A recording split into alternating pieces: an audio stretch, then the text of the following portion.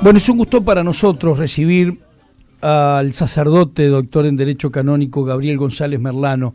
Cuando surgen esta clase de noticias religiosas, de educación, de libertades en religión y en educación, de derechos en educación y en religión, nos gusta mucho disparar para Gabriel, que es un hombre muy entendido en estas materias. Gabriel, qué gusto tenerte. Bienvenido, buen día, Florida.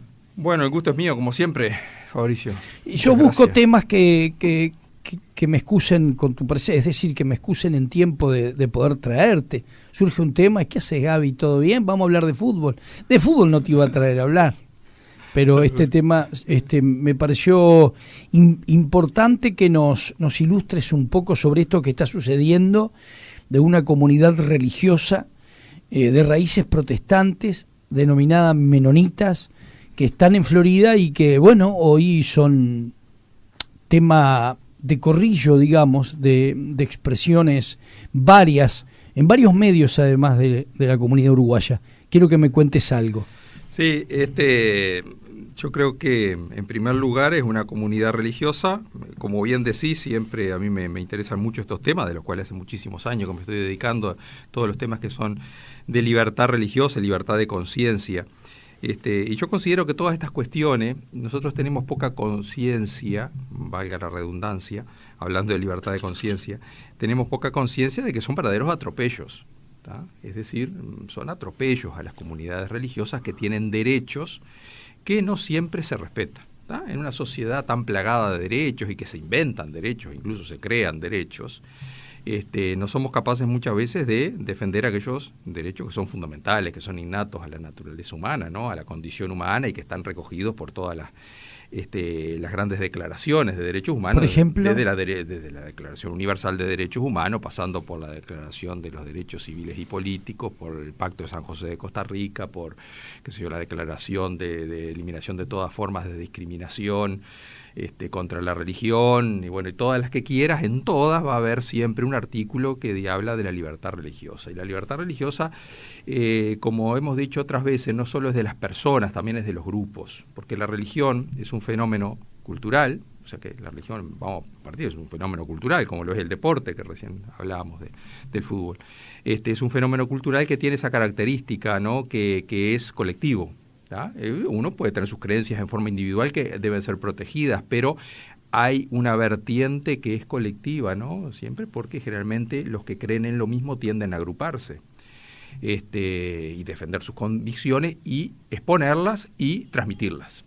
Y todo eso está protegido. Y las constituciones justamente protegen también eso porque, bueno, insisto, son derechos fundamentales. No olvidemos que a la libertad religiosa se le dice que es el primer derecho fundamental. Es decir, estamos en algo que tiene que ver con la conciencia, con las creencias, que es parte de la conciencia de la persona y que no se puede violentar.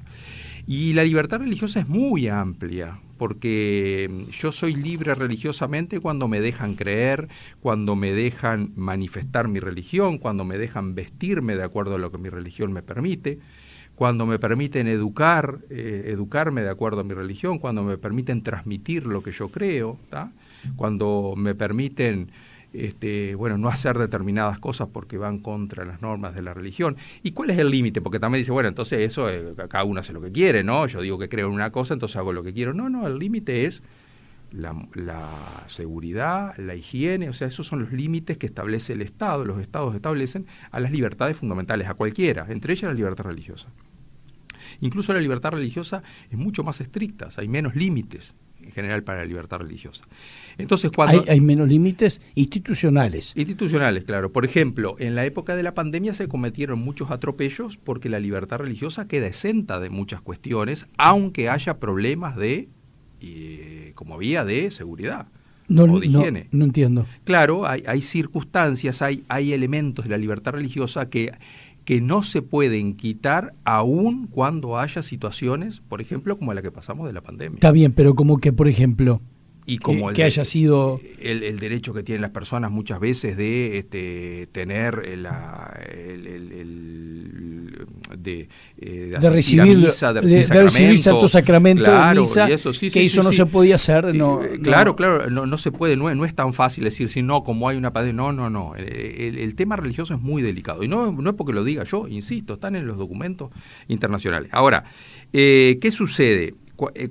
Cuando Pero eso lo podemos discutir igual, Gabriel, ¿verdad? Sí, a ver, no es el punto hoy. Exacto, eso no lo podemos discutir, ¿verdad? Eso en su momento yo lo dije porque está también en la declaración del Pacto de San José de Costa Rica, también está que dice que en situaciones como la que pasamos, ¿no? de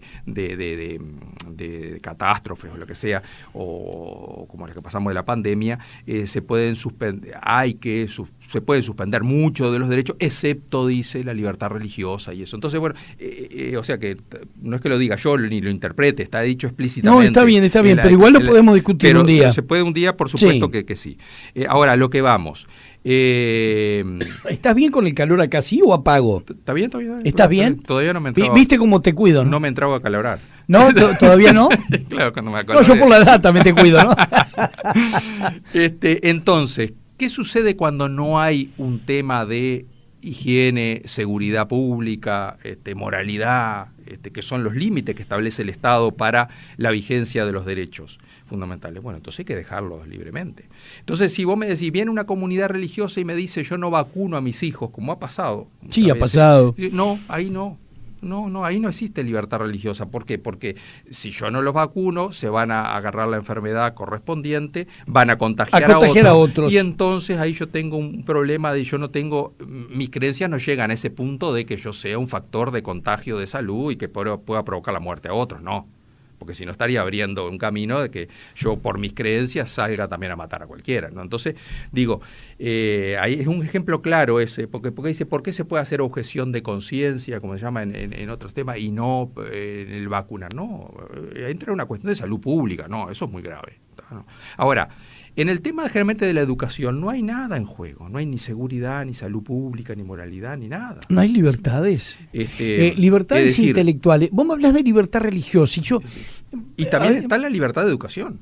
Sí, está bien, yo te tengo que plantearte cosas que a mí me surgen a favor y en contra de estas cuestiones, ¿verdad? Porque vos me estás diciendo a mí que existe una comunidad religiosa que tiene derecho a implementar la educación en sus hijos que quiera. Sí. Bien, de cualquier manera, lo que rige también es una educación de esa religión y no le da posibilidades. Puedo yo decirte, como te va a decir alguno o alguien, de decirte, no le doy posibilidades de una libertad de educación para que él después elija qué religión quiere llevar adelante. Es decir, es una forma tradicional de imposición religiosa, el transmitirle a mis hijos esta educación y no una educación que le permita abrir el abanico de conocimientos para determinar después libremente qué educación quiere llevar adelante. Eso lo hace una persona que no tiene ninguna creencia. No lo hace el que tiene creencia. ¿Por qué? Porque hay un principio fundamental, que a eso me refería, que está en nuestra Constitución también, en el artículo 40, y está en todas las declaraciones universales, que es el derecho que tienen los padres a elegir la educación a sus hijos de acuerdo a sus propias convicciones. Y un padre que tenga una convicción religiosa va a querer transmitir la convicción religiosa. ¿Por qué? Porque es parte de su fe, es parte de lo que cree. Su fe, a mí como católico, yo estoy obligado a transmitir la fe católica. No, es que yo conozco muchos padres religiosos que por algo los envían a algún instituto privado religioso. A ver, claro, por supuesto. Yo puedo respetar a todo el mundo y respeto a todo el mundo, pero a mí me encantaría que todos fueran católicos. Es decir, porque lo que uno cree lo identifica con la verdad y cree que todos lleguen a eso, ¿no? Entonces, es impensable que un padre con una convicción religiosa pueda decir, no, bueno, que mi hijo haga, no tiene una convicción religiosa, no la tiene. ¿Tá? ¿Y las dos a la vez? ¿Qué es lo que pretende de alguna manera lo institucional del país? Tener la posibilidad de la educación o tener el deber y la obligatoriedad de educarse bajo los cánones estatales por ley y además paralelamente llevar adelante esa educación religiosa que es lo que pretenden. Que creo que algunas comunidades menonitas la hacen en el país, otras no. A ver, no todos los católicos en Uruguay tienen la posibilidad de mandar a sus hijos a colegio católico. Totalmente. Y tienen que mandarlo a la escuela pública. Totalmente. Es decir, entre otras cosas porque el Estado no colabora con otro tipo de educación que no sea la estatal. Eso es otro tema, otro gran tema, que ya alguna vez lo hemos hablado. No, pero colabora sí. Pero, ¿cómo no colabora? ¿Eh? No cobra impuestos, exonera. No, hay una cantidad de beneficios estatales públicos que tienen los privados. De impuestos, pero no reparte equitativamente el presupuesto de la educación. No lo reparte. Igualmente eso lo podemos discutir también. ¿Por qué? Porque el Estado ha optado por un tipo de educación, ¿tá? No ha optado por... Laica te van a decir, no religiosa. Las religiones que hagan lo que quieran. Pero la educación laica no significa excluir la religión. Bien. Bueno, pero no, está bien, no excluir la religión dentro de la educación. Educación laica lo que quiere decir es que no es confesional. Yo no puedo pretender que en la escuela pública... ¿Vos entendés que debería, sí? Yo no puedo, yo lo que no justifico es que en la escuela pública se enseñe catequesis y catecismo católico.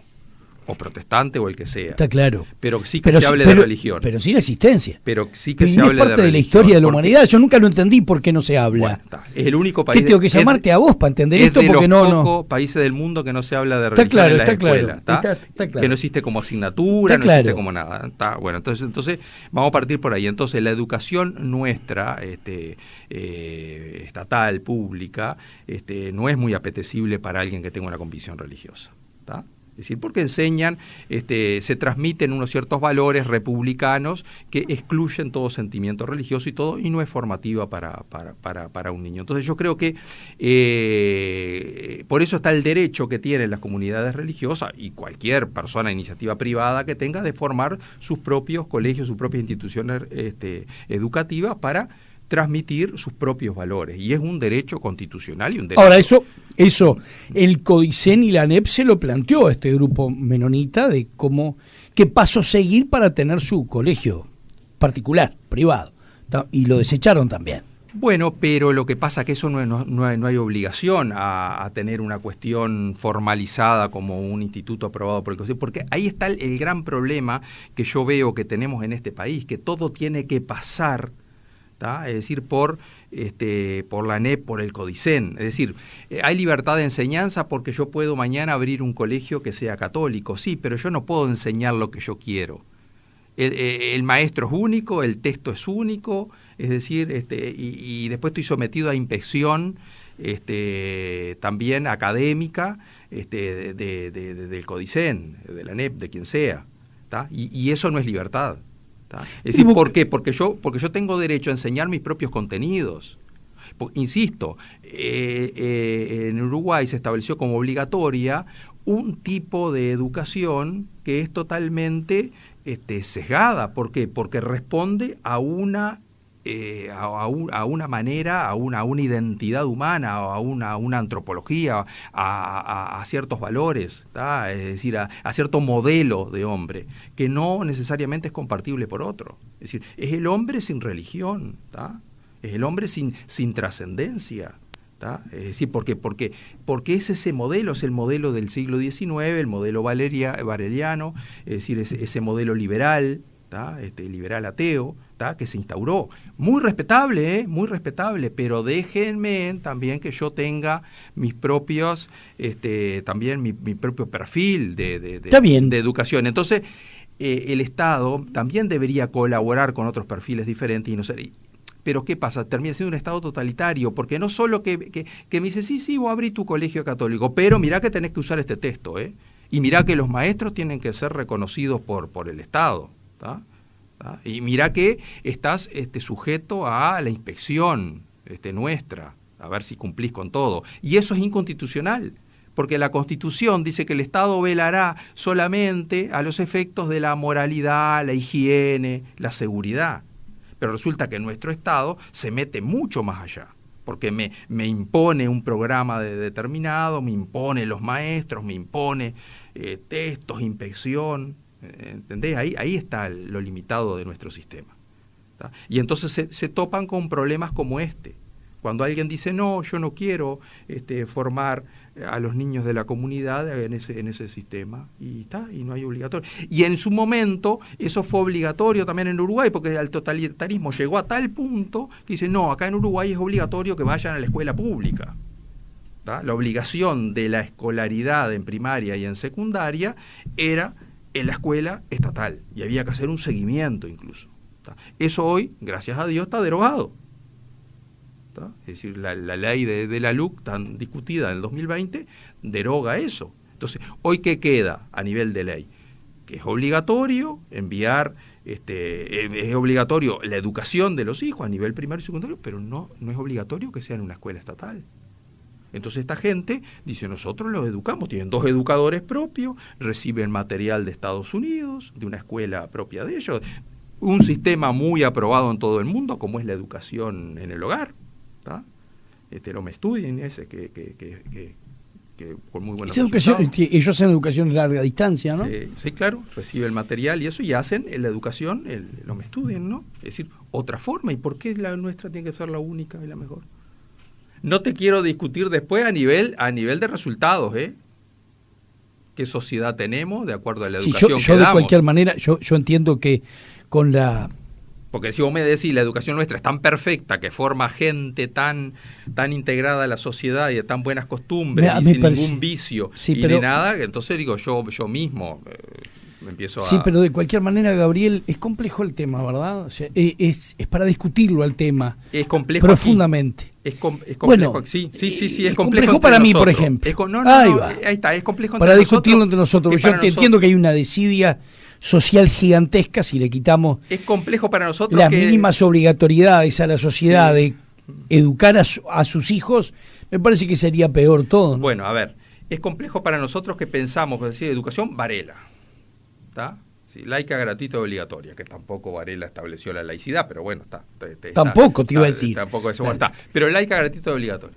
No, señor, existe otra forma de educación, existe otra educación. Sí, bueno, para mí la laica, gratuita y obligatoria o me entró mucho porque me la impusieron, o me llena mucho el alma, ¿no? Más de 100 años. De igualdad de condiciones, de poder partir todo desde un mismo lugar, laica, gratuita y obligatoria. A mí me parece que lo de gratuita y obligatoria no estaría mal. Los sería que se peor todo. Juntos en un banco de la escuela aprendieron a tratarse como iguales, decía Varela, esto que el otro. Sí, es lógico. Pero y acá no es igual porque el Estado no ayuda por igual a todas, sino también a la igualdad. La igualdad no sería distinto que un niño fuera a un colegio católico o protestante que fuera a la escuela pública. No, habría posibilidades para quien quiera, más allá de su estatus económico, de poder concurrir. Y podrían los padres ejercer ese derecho humano fundamental y deber constitucional de parte del Estado de que eduquen a sus hijos de acuerdo a sus convicciones. Pero acá para educar a los hijos de acuerdo a las convicciones hay que tener plata. Sí. Y encima, yo le he dicho a muchos, ¿no? Lo que pasa acá, o si sos pobre, tener la suerte que tus convicciones vayan de la mano con lo que... Y acá somos muy conservadores, porque yo le he dicho a muchos, usted tendría que hacer objeción de conciencia, usted es católico y quiere mandar a su hijo a una escuela católica, ¿por qué paga el impuesto de primaria? Si usted no cree en esa educación. Y paga un colegio católico porque el Estado no lo financia, no le ampara sus convicciones religiosas. Usted tiene que mandar a su hijo entonces y sacar de su bolsillo porque el Estado no le financia, y encima tiene que pagarle un impuesto a primaria de una educación que no cree. Yo no la pagaría. Y en cualquier país del mundo yo hago objeción de conciencia y me la conceden, ¿Y acá no? No lo sé, me gustaría, yo no soy padre. Entonces, sos padre, pero de otra forma. Modo, entonces no soy padre de familia, pero si yo tuviera un hijo lo haría, pero encantadísimo. Sí, claro, totalmente. Cuando vayas para la tele sobre las 12 del mediodía, que es donde tenemos un poquito más de tiempo para hablar, quiero que me fundamentes un ratito en el comienzo, porque la gente no sabe. Estamos hablando de algo que interpreta, pero que de raíz no sabe que es una comunidad menonita, ¿verdad? Uh-huh. Entonces me gustaría hacer un poquito de historia también. No soy yo el indicado para hablar de eso porque no, pero sí tenés más conocimiento que otros. Sí, lo podés transmitir, sí, que es una comunidad dos menonita. Palabras lo que son, ¿no? Es una comunidad protestante, seria, de mucha tradición, de muchos siglos. ¿Por qué tiene un idioma pseudo-alemán, con raíces alemanas? Pero sí, son suizos, el origen es suizo. ¿Es suizo o alemán? Mire que yo no quiero tampoco, a mí no me gusta ser atrevido a hablar de lo que no sé mucho. Yo no los conozco a ellos acá en Florida. Los he cruzado alguna vez. Yo también los cruzo, pero no los conozco no tampoco. Sé si una vez intercambié una palabra con alguno de ellos, pero nada más. O sea que no quiero tampoco ahondar mucho en el tema de lo que son y de lo que dejan de ser. Porque no, pero sí mostrarle que es la comunidad menonita, porque es lo primero que despierta la interrogante de la gente, ¿viste? Es una comunidad religiosa que de alguna forma es colateral al movimiento protestante iniciado en Alemania. Vos me decís suizo, pero ellos tienen un idioma derivado directamente del alemán, así que debe ser suizo-alemán lo de ellos, y que ellos en las Américas se han multiplicado en muchas comunidades. Porque el movimiento protestante surge en el siglo XVI con la reforma de Lutero, y ahí hay varias reformas, ¿no? Sobre todo en Alemania y en Suiza. Pero después de eso... Bueno, se expande fundamentalmente en las Américas se expande, en Estados Unidos y para abajo. El habla inglesa, ¿no? Estados Unidos y eso. Entonces en Estados Unidos surgen otros grupos que son muy afines, por los Amish. A veces se confunde con ellos, ¿no? Porque los Amish también tienen mucha relación con los menonitas. Es decir, esto es incluso son anteriores, me parece. Llegan luego al siglo XX todo este movimiento que hay evangélico y pentecostal, ¿no? Que todas las que conocemos hoy en día, ¿no? Es decir, pero todo parte de ese siglo XVI. Sí. Bien, estaba en otra cosa, me había llegado. Es un tema súper interesante, además vos planteás temas interesantes, indudablemente sabés que... Porque como te decía, incluye varias libertades, no es solo la libertad religiosa, la libertad de conciencia, es la libertad de educación también, porque todos los grupos religiosos están protegidos, están amparados en ese que puedan educar a sus miembros de acuerdo también a las convicciones que tienen el grupo, ¿no? Es decir, entonces... Sí, pero está bien, pero esta comunidad menonita que tiene, digamos, para poder entendernos un poquito mejor, internamente tiene su propia educación, podríamos hablar de una academia propia de educación religiosa, y bueno, y donde ellos entienden que obtengan sus hijos e hijas los conocimientos para desarrollar su vida en sus creencias. Indudablemente que no está aceptado por el gobierno uruguayo ese instituto educativo menonita, ¿no? Porque acá se han extralimitado en las funciones y piensan que no puede existir ningún instituto educativo que no esté aceptado no reconocen, vamos a hablar bien, se reconoce ningún instituto educativo, ninguna organización educativa que no esté autorizada pero eso... A ver, insisto, lo que dice la Constitución es que el Estado debe intervenir en materia de higiene, moralidad, seguridad, salubridad, nada más que eso. Es decir, todo lo demás es extralimitado del Estado. No tiene por qué el Estado prohibir, es decir, otros modos de enseñanza, otras formas, de otros estilos de enseñanza. Bien. De Sousa, el inspector departamental que habló antes de ti, dijo que, bueno, el Codicen decidió finalmente elevar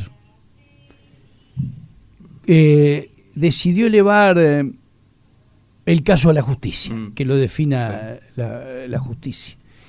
El abogado de la comunidad menonita entiende que tienen sobrados argumentos y fundamentos para defenderse.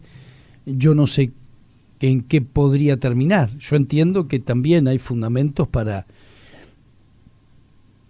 obligarlos, si son ciudadanos que viven en territorio uruguayo porque la ley así lo mandata, a tener que enviar a los hijos a la educación primaria. Ya no, pero hoy ya ni siquiera la ley ¿Vos decís por el cambio que hubo en la LUC? Por el cambio que hubo en la LUC. Ya hoy no es necesaria, y eso reforma lo que estaba establecido en la ley de educación de 2008, que era la vigente, ¿no? La ley de Tabaré Vázquez.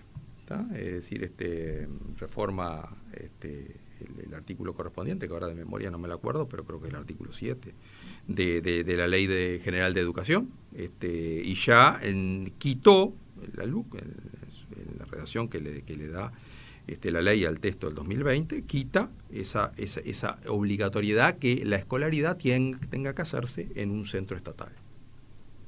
Libre. Así que se puede hacer donde se quiere. Ahora, a ver, a mí no me extraña esto, que esto se ignore, porque también se ignora que en la Ley de Educación del 2008 también se ignora que se quitó la prohibición, si es que lo hubo alguna vez, de hablar de Dios y de religión en la escuela. Porque dice que se puede discutir abiertamente de cualquier convicción y creencia. ¿Ahora está eso? En el 2008 la ley de Tabaré Vázquez eso lo establece. Cuando habla de laicidad, dice que se hable libremente. O sea, y nosotros seguimos aferrados porque somos varelianos. Que se abre libremente, pero no se... Pero en la práctica no sucede eso. No, en la escuela no se habla de Dios. Y perfectamente. Cuando el artículo, no me acuerdo cómo es el artículo. Si hablas de revoluciones, pero no religiosas, ¿viste? Sí. Esos cambios gigantes de la humanidad. Sí, claro. Hay un antes y un después. Claro. Y se habla de inclusión en todo ámbito, ¿no? Sí, el artículo 7, lo estaba chequeando, de la Ley de Educación, es el que se modificó con el artículo 127 de la LUC. Es decir, ahora ya no es obligatoria. Digo, a ver, a mí me daría lo mismo que esto fuera obligatoria desde el momento que puede llegar a ser. ¿Por qué? Porque esto es sensato, quitar eso, porque es inconstitucional. Es decir, como el Estado se va a meter en las convicciones de la persona, exigiendo que a las personas hay que enseñarles lo que el Estado quiere. Eso lo hacen los estados totalitarios. El Estado tiene que gestionar que todas las formas que haya de educación, como tiene que gestionar que todos los grupos, todas las creencias, todos los deportes, todas las cosas, transcurran sin conflictos, en libertad, ¿tá? Que con eso no se vulnere la seguridad pública, la salud pública. Esa es la función del Estado. El Estado tiene que gestionar diversidad. Ahora, me extraña tanto que se hable de diversidad en todo, menos en la religión. Bueno, cuando llegamos a la religión, ahí no hay ninguna diversidad. Hay tabla rasa y todos tenemos que ser ateos. Porque la laicidad acá es ateísmo, ¿eh? ¿Por qué es pecado para la educación pública hablar de religión? Bueno, pero es deudora de una concepción del siglo XIX, de reacción contra lo religioso, que era propio del siglo XIX, que servía políticamente porque homogeneizaba. No olvidemos que Uruguay se constituye con un aluvión muy diverso de gente de todos los lugares que venían y que traían distintas religiones. Y eso también de alguna manera podía crear en un país que se estaba armando, ¿tá? Que se estaba estructurando, lo mejor era decir, acá de eso no se habla, entonces hacemos tabla rasa y nos evitamos dificultades. Entonces en la escuela no se habla de Dios, ¿tá? Es decir, entonces nos evitamos las diferencias. Propio del siglo XIX, de evitar diferencias, o del siglo XXI, es el siglo de la diversidad, al revés, hoy promovemos lo diverso. ¿Por qué no lo religioso? Y claro, entonces si en todo tenemos que ser distintos. Estaba pensando eso, teniendo en cuenta la cantidad de derechos que se van lentamente promoviendo a través de muchas colectividades, de muchos grupos, y que se van manifestando y que van peleando por su derecho y que van entendiendo los seres humanos en lograr la felicidad y cada uno por donde quiera, sin molestar al otro, sin meterme con los derechos del otro, tener esa libertad de poder caminar hacia determinado objetivo que haga feliz, me haga feliz a mí o a mi gente o a mi comunidad. Y ahí meto el colectivo de menonita, digo, pucha, ¿en qué lío me estoy metiendo, no? ¿En qué lío nos estamos metiendo, quitándole o no, dándole o no la libertad a una colectividad religiosa como esta? Que lo único que quiere hacer es educar a sus hijos de acuerdo a sus convicciones. Es una cosa tan elemental y tan esencial y tan natural, porque ¿Lo ves así? No lo inventó nadie, es propia de la naturaleza humana. El padre educa a sus hijos de acuerdo a sus convicciones. Después él, cuando es mayor de edad, que haga su vida y que decida. Pero la educación corre por cuenta de los padres. El padre debe ser responsable, por ahí pasa la responsabilidad. ¿Está? Sí, suena raro igual, ¿no? Porque en pero tiempo donde se le grita a papá y a mamá, por favor, ponte las pilas Claro. se las pones y le quitas el derecho también. Claro. Es tan entreverado todo y es tan lindo además Y porque charlarlo y expresarlo. son las contradicciones también de nuestra época, ¿no? Es decir, lo que estábamos hablando recién, hablamos contra derecho y se crean derechos por ley, porque se crean derechos por ley, derechos humanos creados por ley, una barbaridad, pero bueno, hay que tolerarlo, Pero los que son esenciales realmente, que son parte de la esencia de la naturaleza humana, esos no, esos se recortan. Las contradicciones de nuestra época, por algo vivimos en una sociedad, como decimos, en una cultura líquida, como dicen, ¿no? Sin sustancia. Gaby, ¿vamos a encontrarnos en tele dentro de un rato? ¿Cómo no? Yo mañana voy a tener... ¿Mañana qué día es? ¿Martes, no? Mañana es martes. Antes de estar acá con Silvana Agoñi, que llega mañana a 9:45 para analizar un poco el contexto proelectivo después de la elección interna, vamos a estar conversando, voy a ver si logro, 9:15, estar en contacto, en vivo, vía telefónica, con el doctor. Mañana voy a dar el nombre para que no se me adelanten, yo ya sé quién es, que es conocido nuestro. El doctor defensor legal de la comunidad Qué bueno. menonita, con el abogado floridense que va a defender a la comunidad menonita en este dilema judicial que se acerca. Yo te agradezco que hayas llegado hasta acá. Ahora te permito, con la libertad que te quieras tomar, de ir a tu casa, desayunar, estar tranquilo y volver a las 12, porque yo te lo ordeno. Una intimación. Y salimos en tele un rato para charlar un poco más distendido sobre el tema. Con mucho gusto. Siempre es grato tenerte cerca, ¿eh? Muchas gracias, Gabriel. Muchas gracias.